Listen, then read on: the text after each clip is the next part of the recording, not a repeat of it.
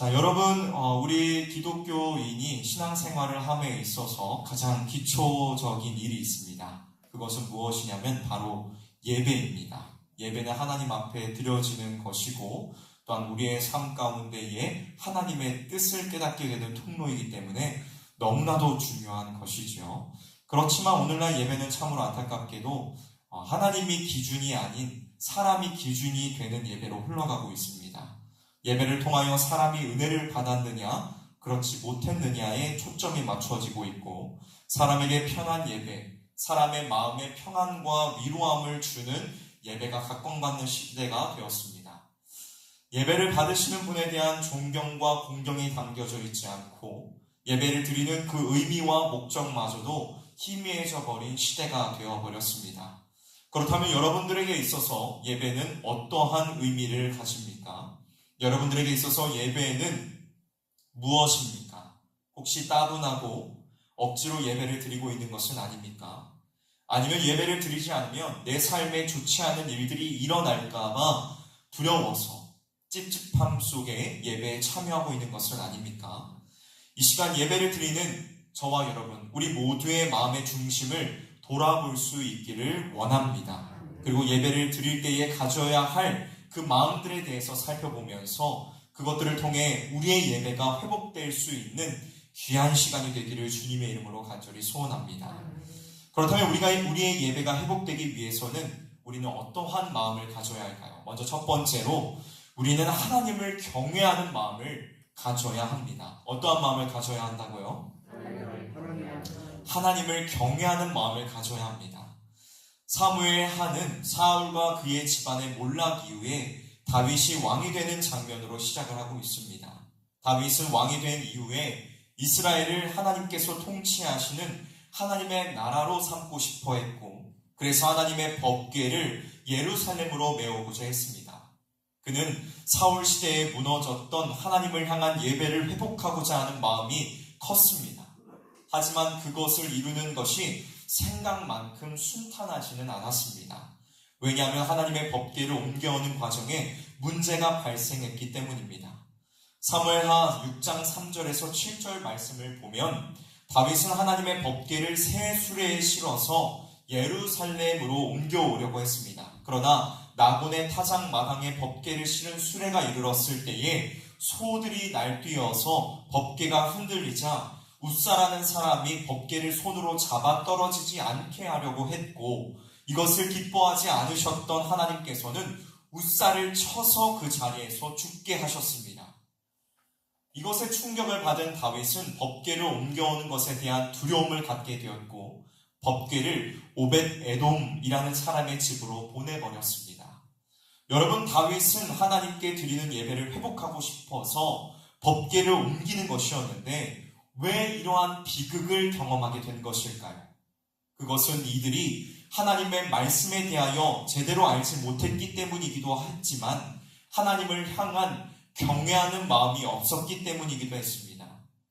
민수기 4장 15절의 말씀을 보면 하나님께서는 법궤를 옮길 때에 레위인이 어깨에 메고 절대로 성물을 만지지 말라고 명령하셨습니다. 하지만 다윗은 하나님의 이 말씀을 무시하고 법궤를 새 수레에 실어서 옮겨오려고 했으며 웃사는 성물을 만지면 안 됐음에도 불구하고 그것을 손으로 붙들려고 하였습니다. 또 같은 사건을 기록하고 있는 역대상 13장을 보면 이스라엘 백성은 하나님의 법궤가 있었음에도 불구하고 하나님께 전혀 묻지 않았음을 보게 됩니다. 이들은 자신의 죄됨을 깊이 인식하지 못하고 하나님께 묻지도 않았으며 하나님을 경외의 대상이 아닌 단지 운반의 대상으로 여겼다는 것입니다. 여러분, 우리는 하나님에 대한 경외하는 마음을 가져야만 합니다. 경외란 공경하고 어려워하는 마음으로 무서움과 공포로서가 아닌 하나님의 주권과 영광을 인정하는 자가 가지는 거룩한 두려움과 경건한 공경심을 말하는 것입니다. 즉 하나님을 사랑함과 동시에 두려워하는 마음을 갖는 것, 이것이 바로 경외하는 마음이라는 것입니다. 우리는 마음을 다해 하나님을 사랑하면서도 삼가 조심해야만 합니다. 여러분, 우리에게 있어서 이 두 마음을 갖는 것, 이것은 너무나도 중요한 일입니다. 왜냐하면 우리가 하나님을 사랑하는 자기 사랑으로 마음이 너무 치우치게 되면 방종으로 가기가 쉽습니다. 그래서 예배를 드림에 있어서 경건함을 놓치기가 쉽습니다. 또 반대로 두려워하는 마음에 너무 치우치게 되면 하나님께 예배드리는 것이 부담스럽게 되고 즐겁지가 않습니다. 그렇게 이 마음의 균형을 잡는 것, 이 두 마음을 동시에 갖는 것이 너무나도 중요합니다. 사랑하는 성도 여러분, 여러분은 하나님께 예배함에 있어서 경외하는 마음을 가지고 계십니까? 여러분은 하나님을 사랑함과 동시에 두려워하는 마음을 갖고 예배에 참여하고 계십니까? 여러분, 이 마음, 경외하는 마음을 가지고 예배에 나올 수 있기를 원합니다. 그런데 사실 이 경외하는 마음은 우리가 스스로 갖고자 하여도 가질 수가 없습니다. 왜냐하면 우리의 약한 죄된 본성은 하나님을 마음속으로 사랑하지 못하며 아담이 하나님을 두려워하지 않고 선악과를 먹었듯이 하나님을 거부하는 것이 우리의 본성 그 자체이기 때문이죠. 그렇게 우리는 하나님께 도움을 요청해야만 합니다. 우리에게 예배할 수 있는 그 마음조차 주시기를 하나님을 경외하는 마음을 달라고 우리는 기도해야만 한다는 것입니다. 다윗이 오베데돔의 집에 하나님의 법궤를 보낸 지 3개월이 지났습니다. 하나님께서는 이 오베데돔의 집에 큰 복을 내려주셨습니다. 다윗은 오베데돔의 집에 복이 많은 것을 보고 다시 하나님의 법궤를 예루살렘으로 옮겨오고자 합니다. 이때 다윗은 이전과는 전혀 다른 모습으로 하나님의 법궤를 맞이합니다. 우리가 다 같이 사무엘하 6장 12절에서 13절 말씀을 읽어보도록 하겠습니다. 사무엘하 6장 12절에서 13절 말씀입니다. 함께 읽어보도록 하겠습니다. 시작. 어떤 사람이 다윗 왕에게 아뢰어 이르되 여호와께서 하나님의 궤로 말미암아 오베데돔의 집과 그의 모든 소유에 복을 주셨다 한지라. 다윗이 가서 하나님의 궤를 기쁨으로 메고 오베데돔의 집에서 다윗 성으로 올라갈새 여호와의 궤를 맨 사람들이 6걸음을 가매 다윗이 소와 살찐 송아지로 제사를 드리고. 아멘. 다윗은 이전과 다르게 레위인들로 하나님의 법궤를 매게 할 뿐만 아니라 6걸음을 갈 때마다 제사를 드렸습니다. 이것은 하나님에 대한 아름다운 두려움, 경외의 회복을 의미합니다. 사랑하는 성도 여러분, 다윗이 하나님에 대한 경외를 회복했던 것처럼 여러분도 하나님에 대한 경외를 회복할 수 있기를 원합니다. 하나님을 진정 하나님답게 섬기며 하나님을 향한 사랑과 거룩한 두려움으로서는 저와 여러분이 되기를 주님의 이름으로 간절히 소원합니다. 다음 두 번째로 우리의 예배가 회복되기 위해서는 감사하는 마음을 가져야 합니다. 어떤 마음을 가져야 한다고요? 감사하는 마음을 가져야 합니다. 여러분, 예배를 드릴 때에 절대로 빠져서는 안 되는 중요한 마음이 있습니다. 그것은 바로 감사하는 마음입니다. 그런데 이 감사하는 마음을 갖는 것은 필시 기억과 연관이 되어 있습니다. 그래서 우리는 예배할 때 무언가를 기억하면서 감사해야 합니다. 그렇다면 여러분, 우리는 무엇을 기억하며 감사해야 하는 것일까요? 우리는 하나님께서 나를 창조하심과 나를 구원하심, 그리고 나를 인도하심을 기억하며 감사함으로 예배해야 합니다. 먼저 하나님께서는 우리를 창조하셨습니다. 믿으십니까? 여러분, 하나님께서는 우리들 뿐만 아니라 세상의 모든 만물을 창조하셨고 우리로 하여금 그 모든 것들을 누리게 하셨습니다. 또한 지금도 계속적으로 창조를 멈추지 않으시어 이 세상이 끝나지 않도록 보존하고 계십니다. 여러분, 우리가 이 아침에 일어나서 이 자리에 모여 함께 예배할 수 있기까지의 모든 일련의 과정들은 다 하나님께서 이루신 창조의 결과로 주어진 것입니다. 여러분이 이 자리에 존재하고 실제하는 것 그 자체가 하나님께 감사한 일이라는 것입니다. 그러므로 여러분은 이 사실에 감사하며 예배에 참여해야 합니다. 우리에게 생명을 허락하시고 살아가게 하시는 그 놀라운 일들에 감사하며 감격하는 저와 여러분들이 되시기를 주님의 이름으로 간절히 축복합니다. 다음으로 우리는 하나님께서 나를 구원하셨기에, 구속하셨기에 감사해야 합니다. 우리는 본질상 진노의 자녀로 하나님의 원수되었던 자들입니다.